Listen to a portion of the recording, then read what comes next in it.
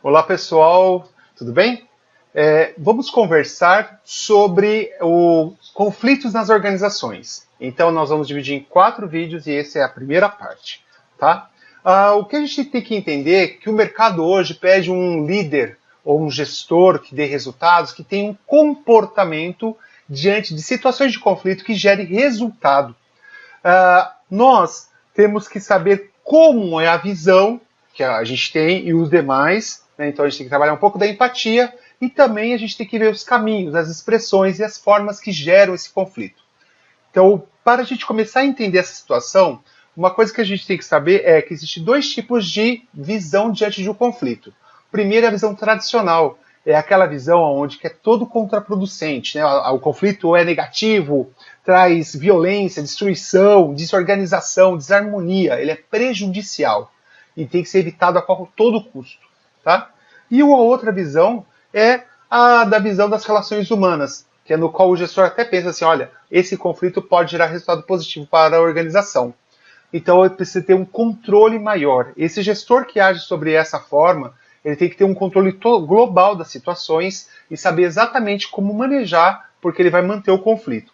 Ou é uma estratégia, tá? De manter o conflito. Ou amenizar esse conflito, ou resolver de outras formas que não seja de forma abrupta, ou não escutando os demais, ou pensando que o conflito está sendo negativo. Lógico, diante de cada situação, a gente tem uma mudança de comportamento, então a gente pode estrategicamente mudar a nossa visão sobre o conflito. Então, dependendo da situação, a gente precisa avaliar e tomar decisões de como eu vou agir. A minha visão vai ser de que o conflito é negativo, negar, cerrar, pôr um ponto final naquele negócio. A minha visão, esse conflito tem que ser amenizado de outras formas, então a visão das relações humanas diante do conflito. Tá? Por quê? Uma coisa que é interessante, nas relações humanas, é porque quando a gente olha com o grupo, é natural que o conflito exija, porque é entre pessoas, né? Então no processo, na organização.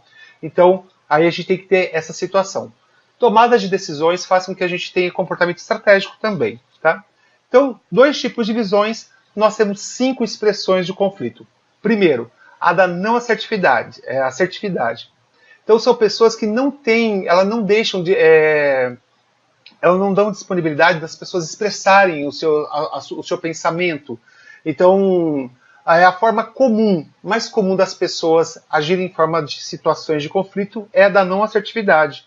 Aquelas pessoas que têm a visão de que todo conflito é negativo, é ruim, elas agem com essa forma de pensar, da não assertividade. Então elas expressam, não quero, bloqueio, acabou o assunto.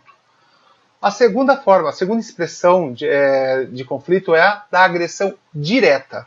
A agressão direta ela pode ser psicológica ou física. Então é a modalidade que a gente já enxerga abertamente a situação acontecendo. Tá? Então através de palavras ou atitudes. A agressão passiva é quando o comunicador ele expressa de forma sutil, obscura, o que ele realmente quer fazer. Então, tomar cuidado que pode ser positivo e negativo. Como a agressão passiva depende de mensagem, essa emissão de mensagem, tem que tomar cuidado com ela, que ela não é truncada ao ponto das pessoas não entenderem e aí com isso provocar situações que jamais se esperaram para aquele grupo, tá? Então, cuidado com isso. Na agressão passiva, a gente tem que tomar uma coisa que a gente tem que ter em mente. A pessoa que trabalha em cima da agressão passiva, ela quer desmoralizar os demais, tá? Então, é uma estratégia arriscada, ruim, na grande maioria dos casos, porque ela quer derrubar os demais do grupo. É diferente da comunicação indireta. Comunicação indireta é quando a gente tem uma mensagem rebuscada e cheia de rodeios e não está clara para o receptor, provocando assim confusão diante de algumas situações, até provocando tomada de decisões erradas para aquela situação. E o quinto e última expressão de conflito aí é a assertividade. Então, hoje, o mercado busca mais pessoas que trabalham dentro da expressão da assertividade com a visão das relações humanas. Por quê? São pessoas que sabem lidar habilmente com essas situações de conflito, porque escutam ambos os lados, têm uma forma de agregar essa situação e daí trazer resultados positivos. Então, isso tudo depende do comportamento do líder ou do gestor que está à frente dessa situação. Existem 3 caminhos para a gente gerar o conflito, né? Então, nós temos 2 formas de visão, 5 expressões de comunicação e 3 caminhos para gerar o conflito. A recusa do conflito é o primeiro, que é a pessoa que tem a não assertividade e trabalha em cima da expressão da não assertividade e da visão tradicional, provavelmente o caminho que ela tem é a recusa do conflito. Provavelmente, tá? Então a recusa do conflito, a pessoa recusa o diálogo, provoca irritabilidade, ansiedade e tem desgaste, tem situações até de neuroses acontecendo na equipe. Por quê? Gera inquietação. Né? Então, como eu recuso, eu não quero enxergar aquele conflito armado. 2. O caminho declarado. É aí que está a agressão direta, por exemplo. Tá? O caminho da guerra. Então, ou é luta, a gente tem, nesse caso de caminho declarado, a intenção clara de eliminar o outro, o oponente. Esse oponente pode ser tanto o meu concorrente, como pode ser alguém do meu grupo que eu considero concorrente. Se eu considero do meu grupo alguém concorrente, provavelmente eu vou utilizar agressão indireta para que o meu gestor me veja de outras formas. Vocês estão vendo que uma coisa combina com a outra? Tá? Isso são estratégias que eu estou te falando. Tá? E caminho assumido. Caminho assumido é quando a gente sabe exatamente como que eu vou solucionar o problema, vou agregar pessoas, vou escutar ambas as partes, vou colocar tudo em prática, eu consigo examinar a situação e dela retirar resultados e todos ganharem com aquela situação. Se o foco é a empresa ganha com a situação e a equipe também anda junto nessa situação, nessa atitude. Adler e Hodgman fizeram um cruzamento de situações diante dessas 5 expressões, tá? E dos 3 caminhos aí que a gente falou, né? Desculpa, 3 caminhos não. 3 situações diante das 5 expressões. Então, por exemplo, vamos pegar os extremos, tá? Vamos trabalhar com a pessoa da não assertividade, para a gente entender o que é essa pessoa. E lembrando, a minha imagem como gestor de resultado, quem realmente consolida são os outros, diante do meu comportamento, da minha atitude para com os outros. Então, por exemplo, vamos pegar aqui a não assertividade com a tomada de decisão. Né? Porque aí, quando eu tenho a tomada de decisão é porque eu já estou começando a ouvir as demais pessoas. Então, por exemplo, eu deixo os outros escolherem. A tomada de decisão foi terceiros que tomaram por mim. Qual que é a resposta dos outros? Ou seja, como que eles estão me enxergando? Eles estão me enxergando com desrespeito. Provavelmente eu causei raiva e frustração porque esperavam algo de mim e eu não tomei essa atitude, foi os outros que tomaram por mim. Por quê? A minha situação problemática, eu vou fugir ou eu vou ceder. Eu não tomei uma atitude pontual diante daquele problema. Extremo disso, a pessoa que trabalha com assertividade. Então, por exemplo, a tomada de decisão, ela escolhe para si mesmo. O problema é meu, vou resolver e para esse tipo de pessoas. Então, lógico, a situação problemática é o confronto direto. Por quê? Eu vou pôr ambas as partes frente a frente, a gente vai escutar ambas as partes e chegar um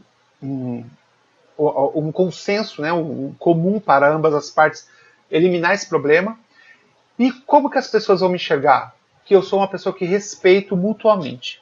Então, eu fui uma pessoa que tem uma capacidade de ver e enxergar ambas as partes, trabalho na empatia e trazer resultado para o processo, para a empresa, para o job, por aí. Uma das situações, vamos pegar o mediano aí, que é a agressão passiva. A agressão passiva é aquela pessoa que eu quero derrubar o outro, eliminar, desmoralizar, né, como eu falei. Então, o que acontece? A tomada de decisão é escolhida por outros, mas ninguém sabe disso. Tá? Então, eu posso pegar voz de outra pessoa, tá? Ela ataca disfarçadamente a pessoa, então eu consigo manipular a informação, a mensagem para os gestores ou para os gestados, né? Vamos pegar aí a escala hierárquica, e todos, quem for o foco da mensagem, pensar como eu quero que eles pensem. Eu quero que aquele membro que está na minha equipe seja desmoralizado. Então, a mensagem é indireta para que o gestor consiga interpretar e raciocinar que aquela pessoa não presta, por exemplo. E como que as pessoas enxergam isso, se eu sou um gestor? Primeiro, como uma atitude de confusão, tá? Eu provoco frustração porque eu esperava mais do meu líder, tá? E eu tenho um sentimento de manipulação, porque a pessoa, quando descobre a verdade, ela sente que a mensagem foi manipulada. Então eu tenho eu passo uma imagem de manipulador. Lógico que eu falei coisas boas e ruins nessa situação, por quê?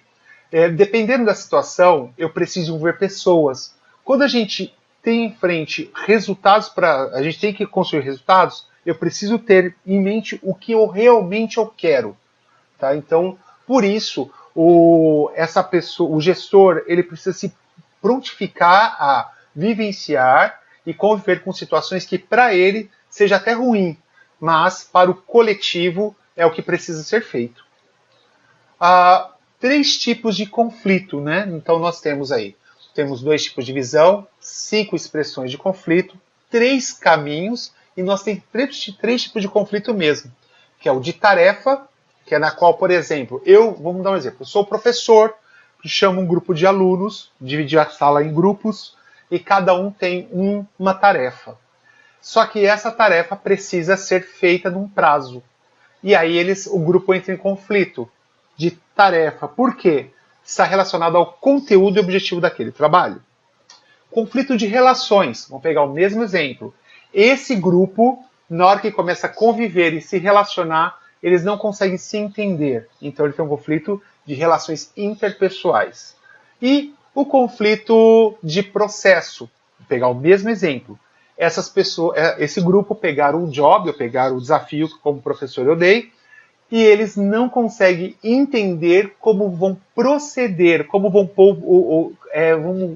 criar metas, pegar esse grande desafio de dividir em metas e como vão fazer o processo disso ser solucionado.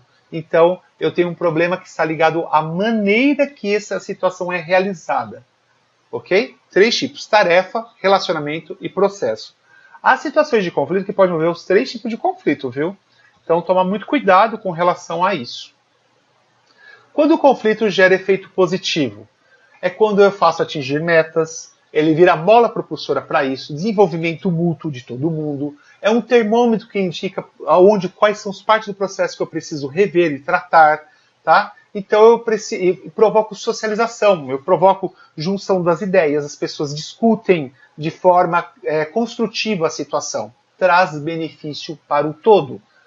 Já o negativo é quando eu causo desgaste, desperdício de tempo, esforço, eu crio comportamentos individuais, cada um pensa de uma forma e age por si só, tá? Então eu provoco os danos até físicos ou mentais em relação a esse ambiente tóxico, improdutivo, e gero desmotivação. As consequências de eliminar o conflito. Então vamos falar assim, a gente precisa entender que Robbins, ele fala que tem algumas coisas que são até negativas, né, na situação de atitude de eu querer eliminar o conflito. Primeiro, sabotagem. Eu posso sabotar de forma aberta ou mascarada, desculpa. Aberta ou mascarada o conflito. Tá? Então, como eu vou suprimir, ou seja, eliminar? Provocar por deslealdade. Eu estou num grupo, simplesmente vou agir de forma para destruir os demais e aí eu uso até a agressão indireta, né? Que eu uso a manipulação de informação. É uma das situações que eu posso fazer, ser desleal ao grupo. Autopreservação. Eu não aceito a responsabilidade, cruzo os braços, me omito diante daquela situação e deixo o barco rolar sozinho, sem eu tomar algo, né, que eu tenho que fazer. Então, toma muito cuidado com essa autopreservação, porque acaba se sendo isolado do grupo. Acomodação. Então, eu tenho uma renúncia. Ou seja, a maioria escolheu dessa forma. Eu não consegui negociar com os demais ou vender a minha ideia e eu começo a partir para a situação de acomodação para a resolução mais rápida porque a maioria votou assim, mas não conseguiram enxergar lado A e lado B. não viram ambos os lados e tomaram uma decisão, um consenso, chegaram a um consenso comum para tomar uma decisão. Tá? Alienação, então, ou seja, a pessoa fica fora do trabalho, ela está presente, mas ela acaba até praticando a autopreservação. Né? Ela se alienia, ela se desliga daquela situação. Tá? É um pouquinho diferente da autopreservação. Na autopreservação, a gente realmente não aceita a responsabilidade. Na alienação, eu deixo para lá, lavo as mãos, mas estou naquele grupo. Segregação adaptativa. É aquele tal do deixa disso, vamos evitar conflito, tá? Então evita sempre o contato direto, fica tentando pôr panos quentes em cima de situações para minimizar esse conflito. E a polarização melodramática, que é quando é a criança rebelde. Ou seja, é culpa sempre dos outros, nunca é minha. Então, gente, essa é uma parte, né, a primeira parte de 4, que a gente vai falar sobre conflitos em organizações e o perfil do líder diante dessa situação. Tá? Então vamos juntos nessa caminhada e a gente se vê no próximo vídeo.